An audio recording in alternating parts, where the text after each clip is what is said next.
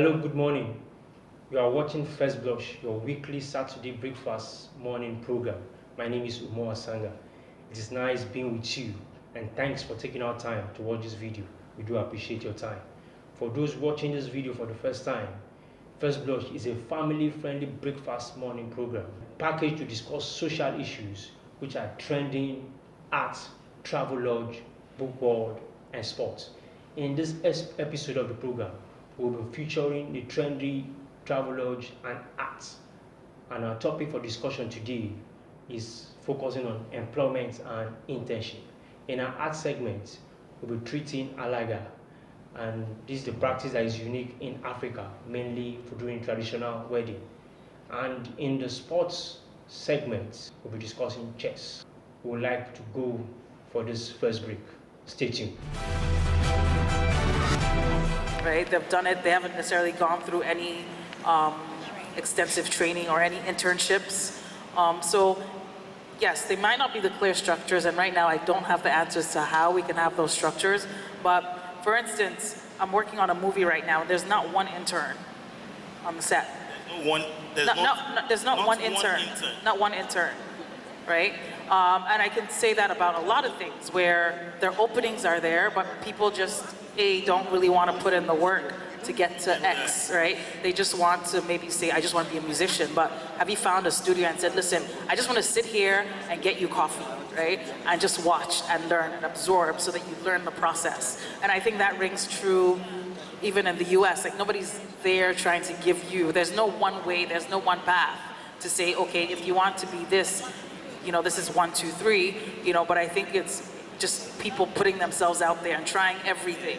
Because what works for me may not necessarily work for you, but obviously if you're here, for instance, this is a structured environment that happens every year. You know the organizers, you know the people that they put on different panels. So these are the kind of things I think that help to enable and push the process forward. So you know the people behind the scenes that make decisions that can help you along the way. I guess the onus now is to tell a lot of the people who are here and in the front row, so when the young people come to you and they're asking, that you somehow allow them to plug into your network and also invest time and educate them. And that's the only way we can move the process forward. Welcome back. We are being joined on this trendy issue segment of the show. And we are talking of no other person than Bar Christ Omolabi. You are welcome to the show. It's a pleasure. Thanks for coming. We'll be looking at employment and internship. Is a kind of marriage that if you are in employment, you need people to come and do internship, IT in your place. And the challenge is most people doing IT don't find places to get where to practice what they really studied in school. So employment and internship, what do you really want to say? What is this total package all about? What do we start to learn from it or gain from internship and being in employment? Well, thank you for inviting me. Yeah. I think you put a lot of things together at once. Employment basically is what it is. That's when you have a job, you have an opportunity to work at some area of learning. Maybe you are a skilled professional, or you are someone who has a technical experience. You've been trained in a particular field of endeavor, and you are employed. In other words, whether a company, whether a corporation, whether a non-profit association, whether even government has employed you to work with it, and then for which you are paid. So that's employment. Internship, on the other hand, is a learning experience. It's an opportunity for either someone who is still in school, going through academic training, or someone who has just left school and they want to do, a work training. Because basically, employers sometimes have to remold those who are educated to fit exactly the skill set they need. It is possible that someone has read engineering, but when he or she looks for work, he looks at a sector in the economy that is growing, and that may be the banking sector. If he or she were to apply, because basically during the training period, while the person was still in school, they would have acquired cognitive skills, which would make it possible for them to be trained, especially to become bankers. And that's very common right now in this economy. You find a lot of migration in between professions. Someone who's read engineering is working in the bank. Someone who's read languages, is working in the oil company. You probably wonder, how is that possible? Well, it is possible. Once you're a graduate, you already have the basic skill set. But then the employer can then train you specifically to meet his or her corporate needs. That's what internship really is all about. It's like a work learning experience. Sometimes the intern is paid. Sometimes the intern is not paid. It depends on the structure of the organization. It depends on what exactly the internship is about. For example, in companies, manufacturing companies, service-oriented companies, small-scale industries, they take interns, to kind of fill a gap between the fully employed persons they have, who are professionals or who are semi-professionals, and then the graduate students, who they want to now deliberately train to meet their own corporate needs. Then, if that is the plan, sometimes it could be for a short period, maybe 3 months, 6 months, or sometimes even up to a year, and in some instances up to 2 years. And then it will be clear that the intern, at the end of the training, will be retained by the organization. But in some instances, the intern will not be retained. And that's where, for example, if it's for a mandatory training program, for example, the Industrial Training Fund in Nigeria, which is really what the body that is chartered by the government to manage the internship program, places interns in all sectors of the economy throughout the financial year. And for some schools, for example, university programs, you would have to serve a mandatory 3 or 4 months or 6 months internship program. They call it ITF, they call it IT, and they have so many names for it. That is a mandatory learning period. It's geared towards obtaining academic credits and not necessarily for paid employment. But if it's a postgraduate training experience, that could be in relation to the view of getting a job with that company. Or indeed, you may be trained by one outfit and then posted to another outfit within the same group or within the same sector, or sometimes even across sectors. But that's a very common, that's what we call it outsourcing. So that really is what internship is. It's a learning experience, where you focus on a career or a field, and then sometimes you get paid, or sometimes you don't get paid.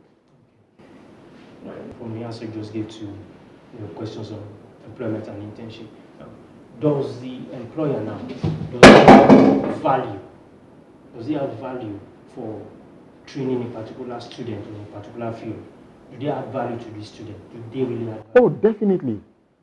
To be practical, like if you want to be practical, there's nothing that you can do if you have not learned it.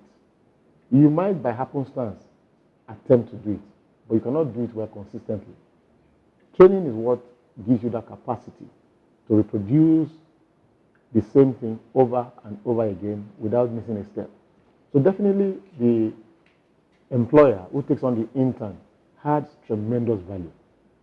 Apart from the mentoring opportunity where the intern can learn from people who are already established and are working, there is also the fact that the employer would have tools, equipment, would have resources, would have, project backgrounds that the intern can take advantage of.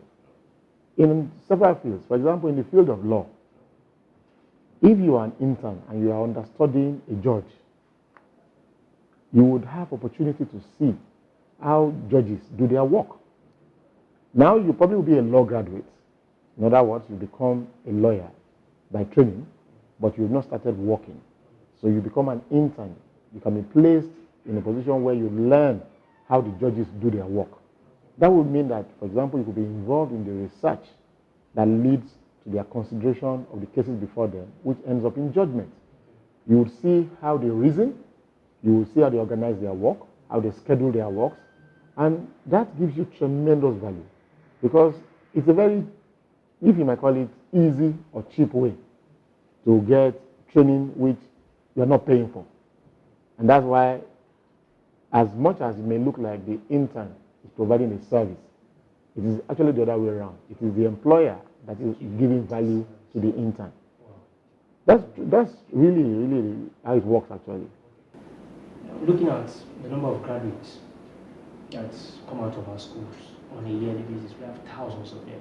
Millions. Millions. And the job opportunities out there is quite minimal. Is that not a challenge? Because these people will look for places for their internship, and they end up, some people will end up hanging out somewhere. It is not a challenge, it's a conundrum. Okay. The conundrum is when you have a situation where you don't seem to have solutions to. The country has to expand its capacity to absorb the qualified workforce. Yearly, we produce minimum 500,000 graduates from all the various tertiary institutions. But we do not have the capacity to absorb them into the workforce. So the government must create a structured program whereby corporate organizations, non-profits, when I say non-profits, I mean charities, bodies that do not pay tax to government, but yet they carry on, work, which is considered charitable. And then, other sectors of the economy would take on people on an internship arrangement. Right now, what is common in the workforce is unfortunately what they call temporary workers, contract workers. And that could be a situation where a lot of people are, in quote, employed on a contract basis, and they could be dispatched or disengaged at any point in time. But if they were interns, they will be protected by law. They will be protected by a specific goal, a career goal in mind, in the sense that the intern would have, for example, a period within which he or she would be presumed to be learning the job, and therefore they cannot be sacked during that period. Then they must be given value. Actually, in the United States, it's by law. They must actually receive value, and whether they are paid or not, depending on the structure of the organization and his own goals, the intern would have, secure employment, in quotes, because it's not full employment as if they were employed as full workers. Now, that will help us with the challenges of youth restiveness. An idle hand, they say, it's the devil's workshop. A situation where you cannot employ people because there is just that incapacity in the economy, you need to have internship. Internship will be a stopgap because while they are training, they will see the capacity for themselves to move across sectors. If, for example, you have an internship in a service industry and you find that from what you've learned in that service industry, you can move into hospitality. And hospitality is a massive area of employment because it cuts across so many sectors of the economy. Hospitality. Right now, that's not really been maximized by the government. I keep saying government because they have the capacity to structure things, and they can, by law, implement the structure. On the other hand, corporate organizations would only follow their corporate goals, and they will say, well, look, we have reached the level of our maximal absorption, and we can't go further. So that, if it is done, would help reduce the unemployment situation we have with the young people right now. What does the labor law, what does it say regarding interns that they've been taught, they are specialized in a particular field, and find them going to a particular place that does not even relate to what they did in school? Does the labor law, does it say anything regarding it? Because you find out somebody doing maybe accountancy and he finds himself in a pharmaceutical company. Well, it's relevant in a pharmaceutical company because basically accounting is figures. The pharmacists deal with figures too. You'll be amazed at how much figures they even have to cope with, formulations and all of that. But I see the point you're making, which is that there should be specialization and people should largely stay in the area where they have been trained from. Well, that's true. The labor law does not discriminate in the sense that you do not yet have an economy that is so advanced where you can segment the workforce, or where you can say you professionalize, or where you can say, for example, you restrict access. Because if you, by law, say if you have been trained as a lawyer, you can't work outside, the legal industry. That's restriction of of trade. We do not yet have such a specialized economy. And to that extent, the labor law does not restrict. The labor law allows people who are qualified to seek work opportunities. And where they do, and they are able to move from the area where they were trained into areas where they were not trained, it would then mean that the new employer has a program to train them, to, if you might call it, mold them to render the service he or she expects. Because logically, if the accountant is going to work in a pharmaceutical company, he won't be trained, he won't be employed as an accountant in the pharmaceutical industry to be dealing with compositions of drugs or prescription. To do that, he'll be breaking the law because he's not trained to do that. It will also be the same if an accountant chooses to work in a law firm. He would not give legal advice because he hasn't got the capacity, and the law will restrict him actually from giving legal advice. He doesn't have that professional capacity. But as an accountant working in a legal firm is in a vantage position to see the flow of income in and out of that legal firm and to prepare their books for auditing purposes. Because definitely without sound financial framework, businesses will not survive. So the accountant will be relevant in that field, but only in relation to his area of expertise, which is figures, preparing accounts. Now, if a lawyer were to work in the pharmaceutical industry, he would have, amazingly, a big career. Because you see, pharmacology is based on law. You have patents, you have composition, drug compositions. Then you have issues that arise from the use of drugs. Sometimes there has been a situation where maybe a drug has created liability because it created damage. For example, in the country some 15, almost 20 years ago, there was a challenge where a particular drug company, major drug company in the world, I do not want to mention names now, had carried out a test, a random test among a large, sample area in the north of this country. And it was found years after that complications arose from the test of those drugs. There was legal liability. The company agreed to settle, and they settled for over $100 million. Yes, because the challenges that came from the test required legal interpretation. So imagine if their lawyers who were working with the drug company had been on their toes, knowing the possibility that was something to go wrong with the test, was something to go wrong with the vaccine, because it was vaccines. What would be the legal, implication? So definitely, a lawyer would be deliberately needed in such a situation to work in a pharmaceutical industry. And now, the same goes for so many of the disciplines. It will be only where, for example, like I said, there is professional restriction, because some professions restrict the practice of the profession based on the law setting up that professional body. And if you're not trained and chartered, or in quote, you do not have the certificate of the relevant, association, you will be restricted from practice. Even in, for example, personnel management, there is a body that charters those who are qualified to manage the personnel administration of corporate entities. And if you are not a chartered person, or in quote, you are not qualified, but you have grown through the ranks, they might, if they find out, require you to take their exams. And if you cannot do that, they may require you to leave that particular post you're holding, which requires a certified person. On a final note, sir, what do you think? What do you think should be corrected in this internship program? Because do I need to lobby to get to a particular place if I want to work in a particular company? And do I need to lobby to get into there, or what does the Well, to be honest with you, in the situation we find ourselves in a country like this, it will be difficult for you not to have interpersonal relationships, which would allow you access opportunities for internship. By this I mean that you must know people who have the capacity to absorb the intern.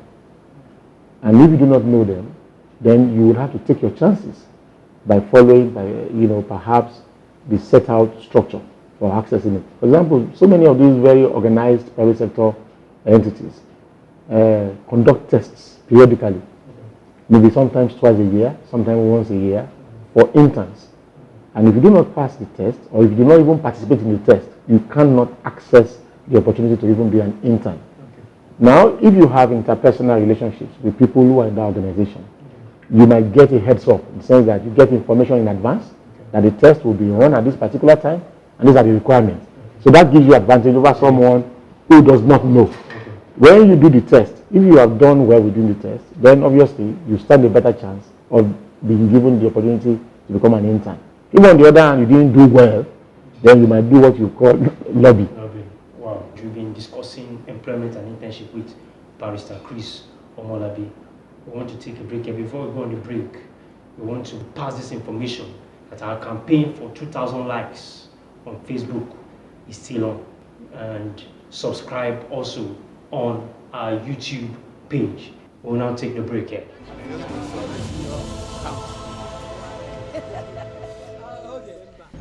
I think I don't accept that because one, you coming to look for a job, you have to have an experience. And getting an experience for you to look for a job, that means you have to be paid. But if you don't have an experience and you go to look for a job, that means they are training you from that office and you're not going to get paid until they notice you have this zeal and you have the experience already and you have the work, you know what you're coming there to do. That is when they can pay you. So coming there to look for a job without you having an experience, you're not meant to be paid. Basically, due to what you are talking about now, it's not possible now. I don't think it's possible for someone that is not very competent for the job really to be now being at least compensated about it. It's not possible. I don't think it's more possible because if I have my own personal investment or my company now, and I want like calling someone for interview for my job, for a job in my place to work with me, and I called him, my colleague is not competent, definitely I won't be able to employ him now. And there's no way I'll get him to compete because what I know is not he's not competent for what I want to employ him for. So I can't be able to compensate him for such things. I'm sorry. So if you offer him even internship to train him to require the competence that can offer him the job, do you think he should ask you for payment for such training really? or what? Really, if he's really ready to learn for training, really, I wouldn't mind giving him some talks about it now. At least for him leaving his house, coming down to my place, is money that he spent. And I don't know how long he has been at home for seeking for a job, or been at home for being at home for a long time. But I've been at home and seeking for a job, begging for a job, really. So he might not have any much money to be coming from his house down to my place for at least. So I can easily like, okay, well, if you're ready to learn, I wouldn't mind giving you something to like owe to yourself, really. I can do that, really. Yeah, as a voluntary, it's a willing thing from my own mind to give to him, not by giving me a tax for it, really. So if you're ready to learn, I'm ready to help him out about that then. Is the job of an intern, when it comes to looking for experience, I think when it comes to payments, should be both ways, if you ask me. Because generally, I could say the intern, since you're the one looking for the experience to get the job, you shouldn't actually get paid. Because after you get the experience, then you can find the job. But it depends on whoever or wherever you are going to look for such experience. Well, out of their own free will, they could try to give you anything little.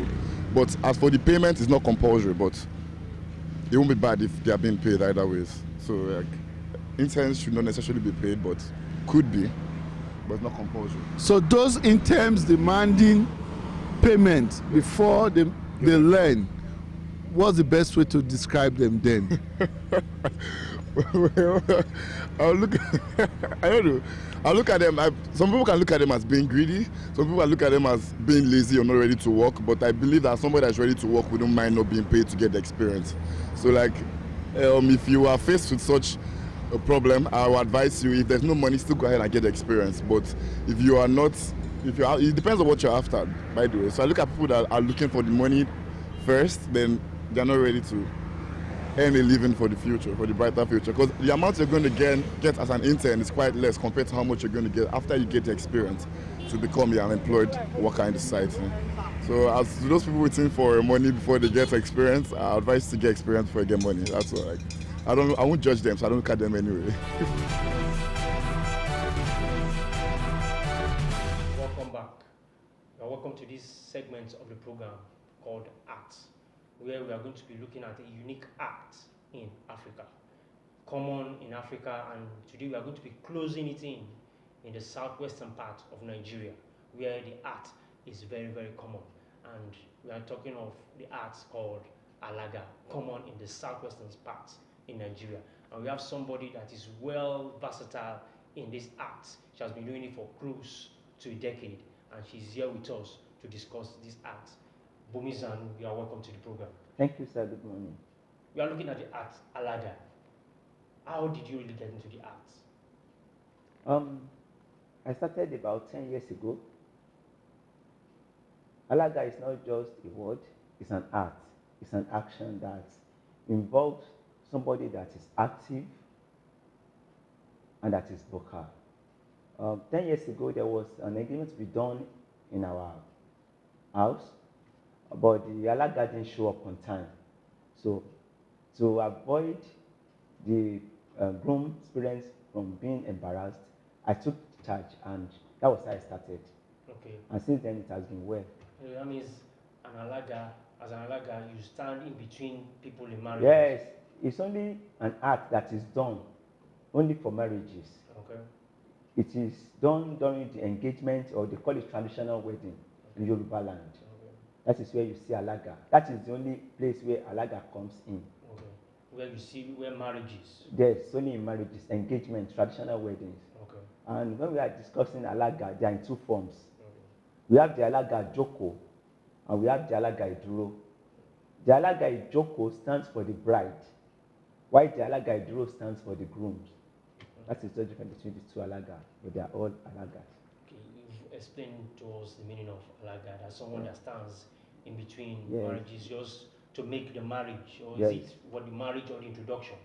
It could be used during the introduction. Okay. It could be used during the engagement. Some people only do introduction, and that is all. Okay. Some go to the end of doing engagement in traditional way. It depends. It could be used during those two occasions. Okay. You could use it during your introduction and still use the art during the proper wedding. Okay. For how long have you been doing this art called Roughly Alaga? 10 years ago, like a decade. And it has been very interesting, I guess. Very interesting, very lucrative. Okay. Not just interesting, it might be interesting and not lucrative, but both. Okay. Very lucrative too. Very lucrative. So are you in the art because of its lucrative nature? Not really. Okay. I got into it because I just love doing it. And since then, I've never regretted being in the art. Okay. Does it have any special training one needs to go for before you become this hero called an Alaga? There's nothing that does not require training. So I want to know the steps to take. Okay. It requires training. Okay. Yes. But some people are just born with talent. Some people still need to go through teachers to make them better, to become professionals. And in most of the wedding ceremonies I do go for, I see most Alagas, as you call it, most of them are female. Is it that the male counterparts are not so much inclined to that field? Not only males, maybe the ones you saw are females. Okay. There are also males that are doing this job. I know a lot of them, and they are doing it very well, even better than the females. Wow. Yes, Wow. there are men into it. There are also male into it. Yes, and they are It's doing not it. all. It's not a female thing. It's not a female thing. It's an art. Okay. It's an action thing. Okay. What a man can do, a woman can do it better. What women can do too, men can do it better. It's Okay. vice versa. Okay. It's not only related to a particular set of people. Yeah. What is the most challenging aspect of this job? Can we say it's a job? Is it a job on its own? It's a job. Okay. It's a job because it can fend you whatever you need in life. Okay. If you need to build a house, you need to train your children, you need to upgrade yourself in life, you need a job that will make that stable. And Alaga can do that for you with ease. Okay. All it requires is for you to know how to be vocal, Okay. to dance, and to go to people's culture. Okay. That is it. So before you take any IV for any wedding, that means you need to look at people's culture. We don't take just by the way IV. Okay. We go in depth into the family to know their origins, to know where their culture, to know their background, so that we know how to say that during the Alaga. It's not a job you just sit and wait, okay, they are wedding today, come and do the Alaga. No. You get the form, they fill the form so that you know what you are into. Okay. That is why it is a professional art. It's not just an art. It's a professional art. Yes. You don't just dabble into You it. don't just dabble into it. But if you find yourself in it, you still need to go for a little bit of training to help you. Okay, let's just take an example. This is a wedding occasion. Okay. And you as an Alaga, thank God you've been doing it for like 10 years. Yes. Now, I'm from Ondo. The woman in question maybe is from Ekiti. I think you love some Ekiti. Tell the viewers at home. They want to see what you can do. If you are from Ondo, Ondo has various aspects. Okay. If you are from Owo town, Okay. and you are there to do Owo Alaga stuff, all you need to do, they say the Alaga is not money. That's not true. Okay. When you say people's culture in depthly, they will stand up to spray you. That's where the money comes from. Like people from Owo now want to just say, Ori mo segwae o, Ori mo segwae. It's only a bastard or son or that will not stand up. That is their national anthem. Or you now go to Ilaje, you say, Aware ọmọ Ilaje, awaye wa bule bule dogbori mama o. They will stand up. These are their decade songs, not new generational songs. Then when you go to like Ikale, say ne o, negele, mama tori ngone boneje o. They will stand up. These are the ways you need to go about it. Get them on their feet. Yes, then they have to stand up. Okay. These are culture you have to go into. You have to know their songs. You have to go to their background. Okay. You know, Ondo people are not Lagosians. Okay. They have their own background, but they might stay in Lagos to call you for their engagement. Okay. Now, how do you go about it? You have to know their songs. You have to know their oriki. You have to know the family they belong to, their agbole, as they are always called. Okay. Because different people with their different culture. Okay. When you say you are from Ondo, when you go to one agbole, their own thing is different from another agbole. So you have to go in depth to know those things. So those songs you just rendered, you know the meaning of everything you just said. Of course I do. So you have to take that as an assignment. Yes, an assignment. These are the things you need to do beforehand. And when you go to the Egbas, that's the Abeokuta people. Okay. You begin to know that that's where Christianity comes from. From where? From the Egbas. That's where this Egba ile ibẹ̀ ni ìgbàgbọ́ ti ṣẹ̀. Ará Ẹ̀gbá mọ̀ lónìí Jésù o. How they are not Christians? Because àwa lọmọ Olúmọ, ará Ẹ̀gbá ẹ̀ hó yàyà, àwa lọmọ Olúmọ. They will stand up. They will stand up because it's their song. They must stand up. It's not as if you use anything diabolic. They will stand up. If I call you by your name now, I'm from Badagry. Okay. But I speak Yoruba. Very well. If anybody should just say, "Oh my God, madam, I down Damilara," I have to stand up because those are the things I need to hear. Also, we go into people's different families to know sort. So that means if anybody is even sad on that wedding day, if maybe anybody came there and is not happy, on hearing that person must just stand up. They will just stand up because it is because that's where they belong to. Okay. And you are already prepared to come in there to make them happy. Wow. Because I told you it's an art. Yeah. You have to be active, you have to jump up, you have to dance, you have to show that yes, you are here for fun. Okay. Not just for the couples or their family alone, all the well-wishers too. You have to make them feel they are welcome. Okay. We even go extra mile. Assuming those that are wedding are Yoruba, they are Ondo and Ekiti. You have to also get other. If you are here and you are from Ijebu, please, we want to welcome you. We sing Ijebu song too. So they will know they are not just there as guests, they are also welcome. Okay. That's how we go about our work. That's a good one. So how can one really differentiate an Alaga from an MC of an equation? They are not in any form the same. Alaga job is only done at wedding, engagement, introductions. It only has to do with the wedding program, nothing else. Meanwhile, MC has to do with all other programs. You are doing naming ceremony, wedding, birthday, housewarming. That is where you need MC from. But for wedding, it's purely Alaga because it's an engagement. Okay. It's just involving two families. Okay. So that means MC. You can't call anybody doing an Alaga. You can't call the person MC. There are some people that combine the two. Okay. Some people do Alaga work with MC. Okay. They will let you know that they are also doing MC. But when you want to get an Alaga is an Alaga. An Alaga job is not an MC job. They are two different jobs. Okay. Yes. So what if someone calls you from, the person is not based in Nigeria, it's from outside the country, and is getting married to somebody here. So on how will you do the assignment? Just give us a brief on how you do the assignment. The person is maybe he's coming from the US and is marrying one of our own here in the southwestern That Nigeria. is where English comes in. Okay. There's no job you want to do nowadays that you don't have to be educated. Okay. That is why the Alaga job is not just for the illiterate. Okay. You see, we find mostly teachers doing it. Teachers. Okay. Yes, teachers are good in doing Alaga because they are vocal and they are much educated. Okay. That is why you have to put in a lot of effort to go extra mile. Don't just get and start speaking Yoruba. Okay. We do for people from other culture too that come to marry our people. Okay. If they are Igbos, if they are Edos, we speak their language a bit and we join it with English to make it a memorable event. Okay. You know, you said the groom will have an Alaga. Yes. The bride We have will also have. too. Would there be a point where the two Alagas will have to communicate in their own language? Would there be a point you have to communicate with the other Alaga in your own language?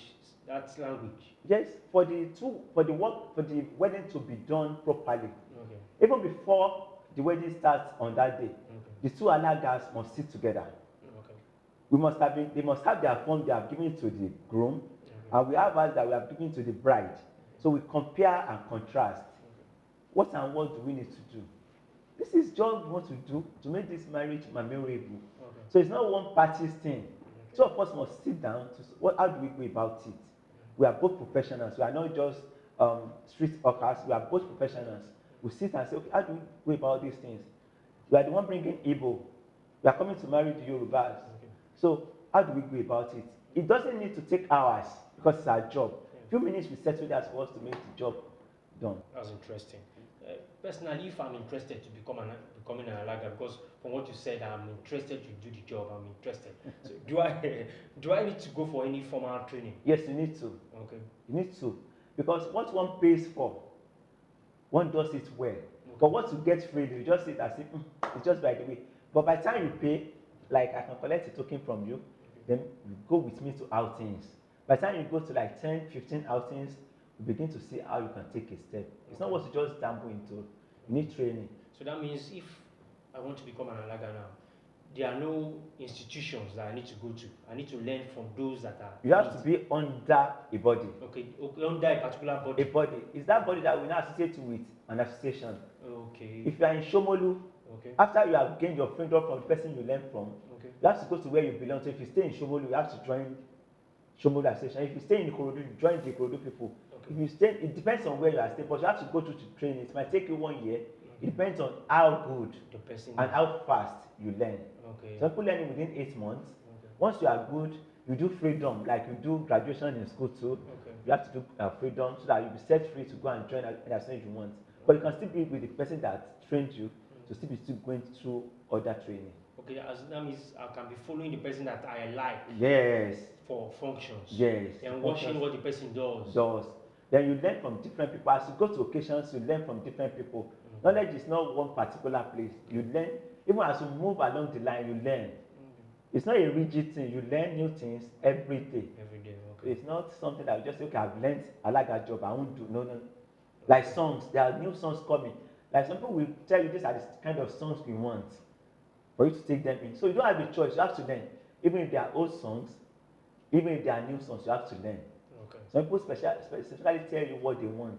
Okay. As in the songs they want Okay, to they be tell you ushered specifically, in. yeah. Yes. But they pay for that. That is extra charge. Okay. You have to go to extra If mile. they tell you new songs, Yes. you pay for those as Yes. extra charges. Yes. Lovely. Then I can see you love this job so much. So what is the most challenging aspect of this job? Well, I can say the most challenging aspect of it is when we get to an occasion and they see the Alagas as if we are beggars. Okay. That's why you have to have self-control for you to do this work. Okay. When people tell you, it's okay, say, we are going to spend 1 hour. Even if it's that 1 hour you want to spend, make it coherent. Okay. Do all you want to do within that 1 hour. They will be the one to tell you, go ahead. Okay. Go ahead. So some people will you can't say 1 hour and they get down on their feet. Just build your self-control. Let them know you are in charge. If you are not good, they wouldn't have called you. Okay. So you just take control. I just have the self-control that you can, even if it's 30 minutes they are giving you. But if they give you time, you'll be able to express yourself better. But there are occasions that does not warrant that. There are really challenges. Okay. There are some occasions you don't need to spend You beyond. don't need to spend. They will tell you between 8 and 9 in the morning we are going to church. It now depends when the groom didn't show up until 8:30. So what do we do? And you have to bring in the groom before you bring in the bride. So you have to be the one to shorten the time for them to be able to meet up with the church activities. But no matter how little time they give you, do whatever you can do. Not for them alone, but for others watching. Okay. And for future purpose. You know, we are looking at more from the southwestern part. If it comes to the Igbos, the Edos, those side in Nigeria, those parts in Nigeria, do you follow the same pattern in handling their ceremonies, their wedding ceremonies? Of course, we do tribal marriage, like the Igbos coming to marry the Yorubas. Okay. We do the Edos coming to Yorubas. We do all those stuff, and they are very, very interesting because this is where you see other culture mixing with our culture. Okay. And since you are the one welcoming them, that's to let them feel among. Lovely. Then even by the time they see you showing the stuff you are made of, you don't only speak Yoruba, that is your language. You learn their language too to make them feel welcome. Then with English, you combine the 3 languages together. Yes, there you go. Lovely. Drummer boys also that do work with you. Yes. Do they come along with you, or you meet them at the occasion? No. These are our staff. Just like people work in. Okay, you have staff. You have them. We have staff. We don't mean if I go to occasions, I don't just sing and somebody else choruses. No, I have my boys with their standby microphone. As I sing that there. Okay. So also we have our boys that drum. We you do can't our go to any occasion alone. No, you can't do it alone. It's not a one-man job. Okay. It's not done. When you want to do a like that job, you have a partner, you have those that will chorus for you, you have your drummers. Okay. If possible, you have somebody with shekere, agogo. Just want to make it more beautiful. Okay. You have to train them with it because there are new songs that the way they beat the drum is different from the other ones. Okay. So you do little training with them. Okay. Before coming to the show. Don't just bring anybody from anywhere. You don't do that. So you are coming with a band. It's like a band, at least 5. Okay. Yes. Your drummer boys, your backup singer. Yes, and you can't be singing and be packing money too. Okay. Get somebody that will do that for you. So if you're doing your job joyfully, let other area be handled. Okay. They've already paid you before the show. Before. Of course. So that means any other money you get from those that will kind of giving you through spraying and all those money are yours. They are also mine. Not for the bride or groom. It's not. There's a time they have for the bride. Okay. There's time they have for the groom. Okay. And there are times that the money is for the Alagas. Okay. So the one they come to you special. The one that is sprayed on you is for you. The one that is sprayed on the bride is for the bride. Okay. The one that is sprayed on the bride's mother, the groom's father, those ones are for them. Okay. So everybody has his own. So finally, Bunsanma Zannu, if you want to advise anybody there that wants to become an Alaga in future, as you said it now, I'm so much interested to becoming an Alaga. You're welcome. What advice or what are the qualities you'll be looking forward to? When you look at somebody, what are the qualities you will look forward to or you want this person to have before he or she becomes an Alaga on a final note? Alaga, I said, it's a job that make you to pay, you don't only pay bills, people also pay to you. Okay. So for you to do that, you have to have self-control. Okay. Self-control is key. That is the key point. Okay. Because sometimes you want to sing, and you know you are not from that area. You have to make yourself, you have to balance. You don't have to let anything sweep up your leg. Okay. You have to have self-control. Then you have to be vocal. It's not a job for the shy people. Okay. You have to be vocal. You have to be agile. Make yourself better. You want to dance to their tune as it is being beaten. Okay. Not that you want to dance bata and you are dancing apala. Okay. Make yourself. Those are the steps. You must know dancing steps too. Yes. You have to have self-control. You have to be able to control yourself too. Okay. And those are the things. You have to be you have to be patient too. You have to be patient because some people after learning for 1 month, I can do it. They get to the stage and become they mess it up. Take your time to learn what you want to do. By the time you get there, you'll be able to stand on your feet, and there you go. Make your cool money. Thank you very much. You have so much welcome. We've been discussing with Bunsanma Zannu, a multi-talented, multi-versatile artist in Alaga. She has been in it for the past 10 years. She has told us what we need to know about joining the art of Alaga. Before we finally say goodbye on this segment of the show, I want you, Bunsanma Zannu, to show us an art on what we expect. What do you do anytime you go for this occasion? Let me go to Ondo town. Okay. If I want to do for Ondo, I can just say, Liola,